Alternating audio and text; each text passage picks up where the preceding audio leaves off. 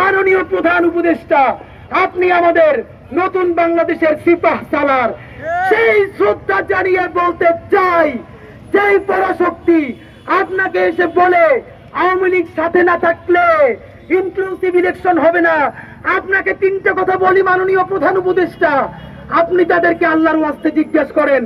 Number 1, 2014-তে 154টা আসন uncontested হয়ে গিয়েছিল। তখন এই ইন্টারন্যাশনাল কমিউনিটি কোথায় ছিল?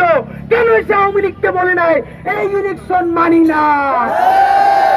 দ্বিতীয়ত, 2018 সালে রাতের ভোট দিনের ভোট রাতে ভোরে সমস্ত নির্বাচনকে বাতিল করা হয়েছে। তখন এই আন্তর্জাতিক কমিউনিটি কোথায় ছিল? কেন এসে বলে নাই এই নির্বাচন মানি না? বন্ধুরা আমার, 2024-এ আর একটা নির্বাচন তো না, কি যেন একটা করে ক্ষমতা পাকাপোক্ত করলো। এই ইন্টারন্যাশনাল কমিউনিটি কেন এসে বলে নাই এই নির্বাচন মানি না?